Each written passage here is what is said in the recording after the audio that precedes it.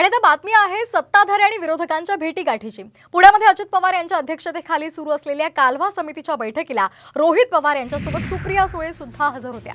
मात्र जनतेच्या कामासाठी आम्ही भेटलो असा दावा सुप्रिया सुळे यांनी केलाय।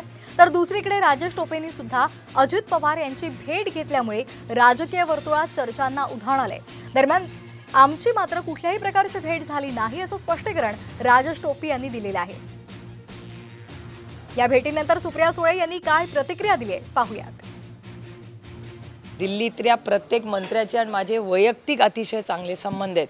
त्याच्यामुळे राजनीती एक तरफ आणि लोकांची सेवा एक तरफ। गांभीर्याने विचार महाराष्ट्र सरकारने करावा आणि पिण्याचं पाणी, शेतीचं पाणी, गुरांचं पाणी आणि छावण्या या सगळ्याचा विचार अतिशय गांभीर्याने करावा एवढीच विनंती करायला मी आले होते। दरम्यान राजेश टोपे यांनी या भेटीवर काय स्पष्टीकरण दिले पाहूयात। पक्षाच्या चिन्हाच्या अनावरणासाठी जात असताना मी ज्या ठिकाणी मुक्कामाला होतो त्या ठिकाणी दादा मीटिंगला आले असते, मात्र आमची कुठल्याही प्रकारची भेट झाली नाही असं राजेश टोपे यांनी म्हटलेलं आहे। एकमेकांना आम्ही बघितलं सुद्धा नाही। मी त्या ठिकाणाहून सरळ खाली गेलो,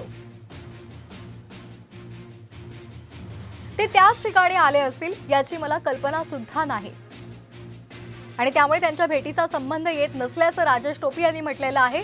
राजेश टोपे यांनी अजित पवारांची भेट घेतली, पुण्यातील सर्किट हाऊसमध्ये त्यांची भेट झाल्याचं समजतंय। मात्र राजेश टोपे यांनी या भेटीचा इन्कार केलेला आहे। आमची भेट झाली नाही असं त्यांनी स्पष्टीकरण दिलेलं आहे।